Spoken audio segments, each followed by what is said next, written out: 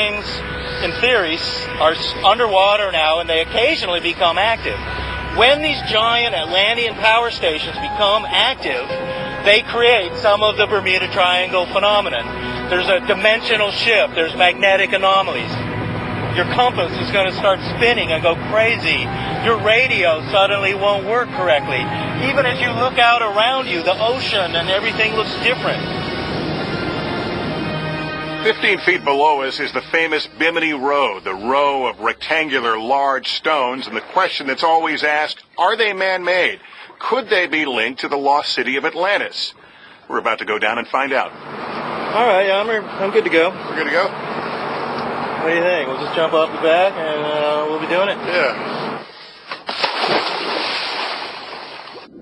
David and I snorkel over the stones, looking for signs the road is man-made. Geologists claim the stones are just beach rock, sand that has hardened over hundreds of years. But their placement is oddly symmetrical. While these rocks have been tested by geologists, lab results have been inconclusive. All old stones are natural, so testing their age doesn't prove anything one way or another. Only tool marks could prove that the road was assembled by man. To get a better look at the stones, David dives deeper. He believes the scientific community is hesitant to believe the truth, because doing so would turn history on its head. If the Bimini Road were proven to be man-made, it would totally change academia's view of mankind in the past and civilization, pushing civilization back at least 10,000 years. Modern science is still struggling to get conclusive answers about the origins of the Bimini Road.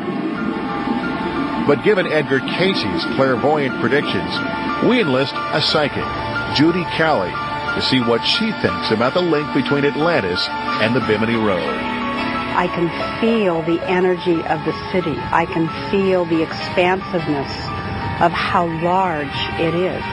It is huge. It's absolutely huge. I can feel the energy of the crystals. Judy says the mythological crystals of Atlantis are actually catalysts for the unexplained disappearances in the triangle.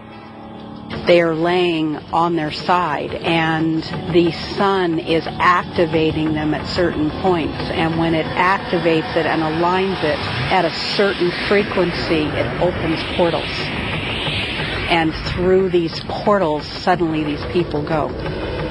And they're living in another dimension. It's like a frequency away.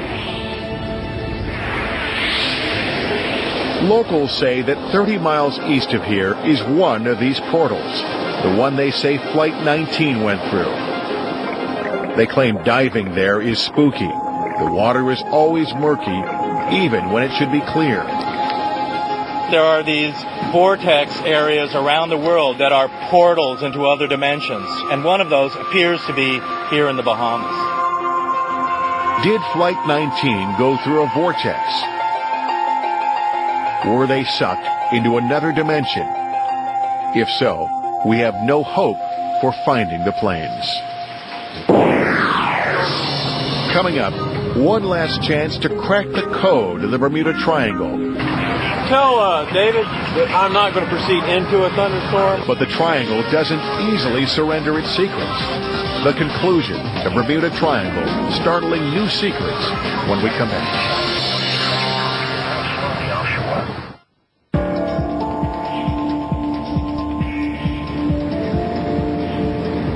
Whatever happened to those Avengers out over these waters 60 years ago does not happen to us.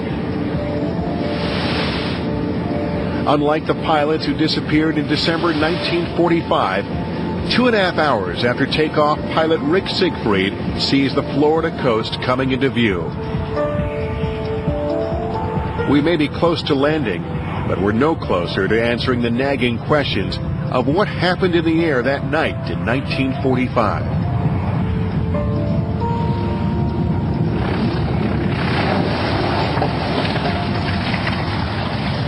Fly that all at 1,000 feet and kind of put yourself in the same position that Flight 19 was an interesting experience. It was successful. You know, we made the last leg, which unfortunately they never had an opportunity to do that. And what about the theory that Flight 19 crash-landed in Georgia's Okefenokee Swamp? After searching our target area of the swamp, the best space-age technology available could not definitively answer that question. It remains entirely possible that the fate of Flight 19 may yet be found here. But for now, the secret of its whereabouts is not one the swamp will cough up.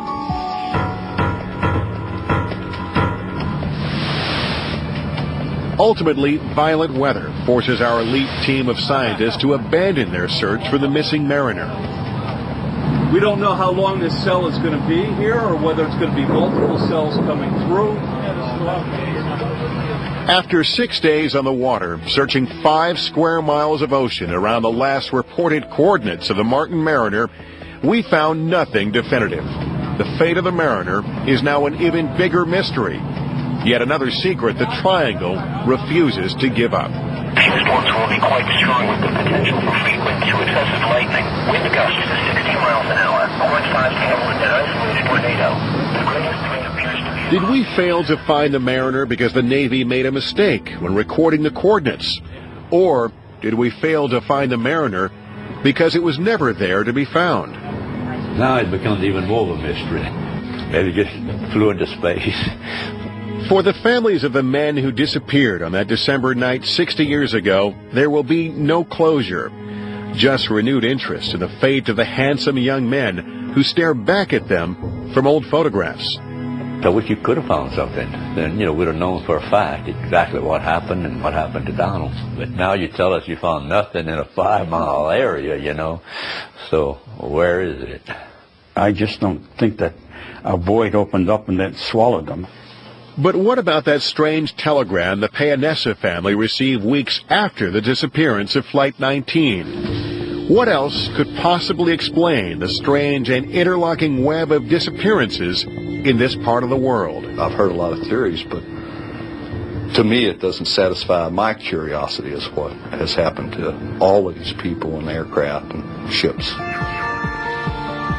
Is it possible, as many believe, that unseen and unparalleled powers are at work here? Forces that obliterate matter or teleport man and his most sophisticated machines to other dimensions. There's absolutely something going on in this area. I believe this power that's in the triangle is just as evolutionary as electricity. Once we learn how to harness this energy, we'll be able to travel to different stars. The possibilities are mind-numbing, the potential enormous. But one thing is certain. After bringing to bear the best science available at the dawn of the 21st century, the riddle of the Bermuda Triangle remains what it has always been, a mystery. And if the mystery can be solved, it will likely fall to some future generation to solve it. But for now, all we can do is look at these waters and wonder. I'm Lester Holt.